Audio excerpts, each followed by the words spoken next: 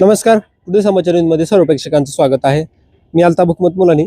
मी तुम्हाला सतत वेगळे विषय, वेगळ्या चर्चा, ग्रामीण भागात काय घडते आणि शहरात काय घडते तुम्हाला सतत वेगळे पद्धती दाखवण्याचं काम करत आहे.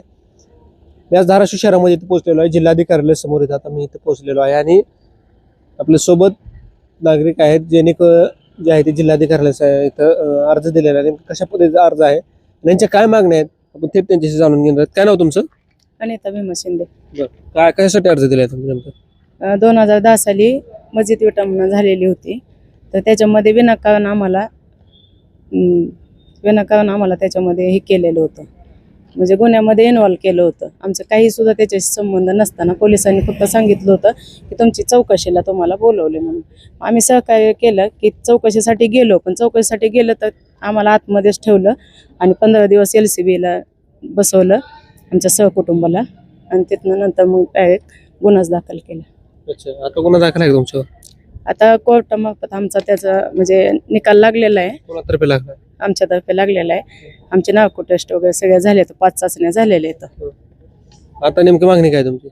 आमची मागणी आहे की आम्ही म्हणजे आमच्या आयुष्यातले 15 वर्ष तर असेच गेलेले आहेत, तर त्याच्यामध्ये आम्ही गुन्हा नसताना सुद्धा एवढा आम्ही म्हणजे आमच्यावर एवढा अन्याय झाला आहे आणि अन्याय आम्ही सहन करून सुद्धा त्याचा आम्हाला बेनिफिट तर काहीच भेटलेलं नाही.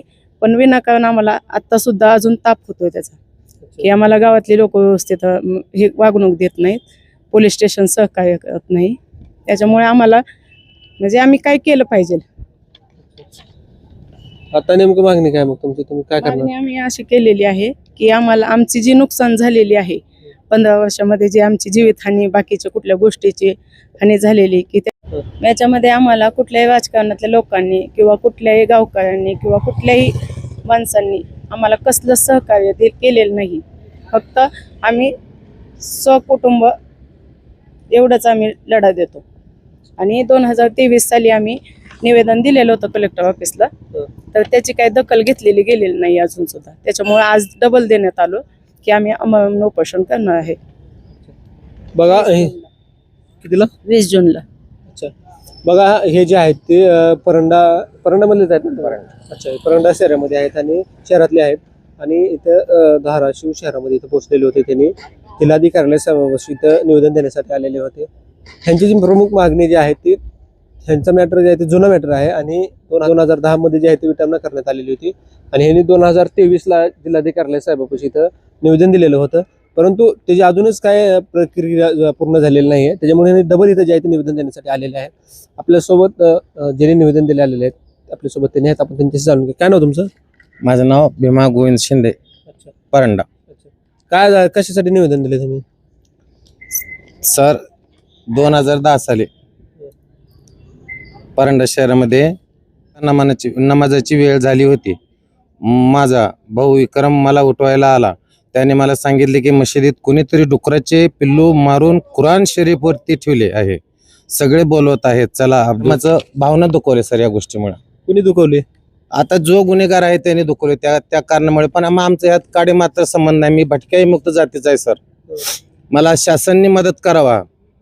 माझ्या जीवाला धोका आहे सर, आमच्या दोघांच्या जीवाला धोका आहे. संरक्षण आम्हाला पोलीस संरक्षण तात्काळ मिळावा, अन्यथा येईल ते 20 तारखेपर्यंत आत्मदहन करू, जीवन जाळून घेऊ किंवा आमरण उपोषण करू. आम्ही भटक्या जीवामुक्त जातीचे जरंगीदादा पाटील आम्हाला न्याय मिळवून देतील. जरंगीदादा पाटीलच हे 100% अख्ख्या भारतात अवतारलेले, शनिदेवाचे अवतारलेले जरंगीदादाच अवतारलेले रूप आहेत. भटक्या जातीसाठी नाही, 18 पगड जातीसाठी मदत करतील. पण ही जी घटना घडली आज माझ्यावर घडली सर, अगर कोणावर जरी घडलं तर तुम्ही सगळे गाववाले एक होऊन मिळताय. आज माझ्या गावातले लोक कुणीच मला साथ देत नाही. माझ्या गावातल्या लोकांनी मला सगळ्यांनी साथ द्यावा, मला सर्वांनी मिळून माझी नुकसान भरपाई मिळण्यासाठी साथ द्यावा. जरंगीदादा पाटील, आता तुम्ही जे न्याय देणारे सरकार काय मला देऊ शकत नाही असं वाटत नाही, देईल असं वाटत नाही. आणि मला काय झालं सर, एकनाथ शिंदे आणि मुख्यमंत्री फडणवीस, अमित शहा आणि पंतप्रधान नरेंद्रजी मोदी हे मला काय झालं की हे जिम्मेदार राहतील सर. अच्छा, आता प्रमुख मागणी काय नेमकी तुमची? माझी प्रमुख मागणी आहे सर, नुकसान भरपाई आणि मान मर्यादा गावात मला मिळावा. आज 10-12 दिवसापूर्वी सर माझ्यावर हमला झाला सर.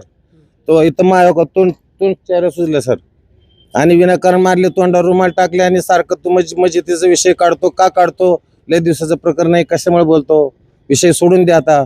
पण सर माझं लिव्हर बाद आहे, आज माझी नार्को टेस्ट झाली सर, ब्रेन मॅपिंग झालं, लाईफ डिटेक्टरी झाली, DNA चाचणी झाली, SYS 5 चाचणी झाल्या सर, जागतिक लेवलची चाचणी झाली. तर मी आज 23 मध्ये कलेक्टर ऑफिसला निवेदन दिलं तरी मला काही त्यातून साध्य नाही झालं सर.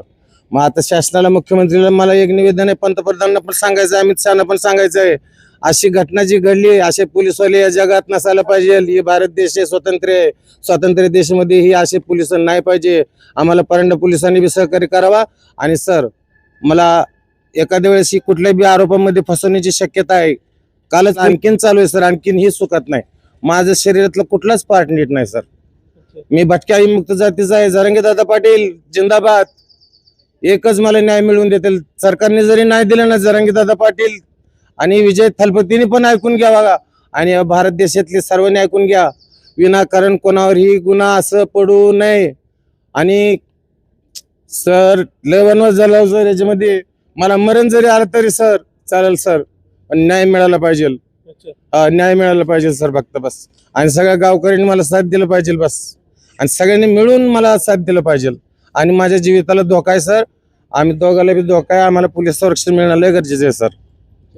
बघा इथं जे आहे ते धाराशिव शहरामध्ये इथं पोहोचलेलं होतं जिल्हाधिकाऱ्यासमोर. आणि हे जे माझ्या पाठीमागे जे पाहताय तुम्ही, हे जे व्यक्ती आहेत ते परंडा शहरामधले आहेत.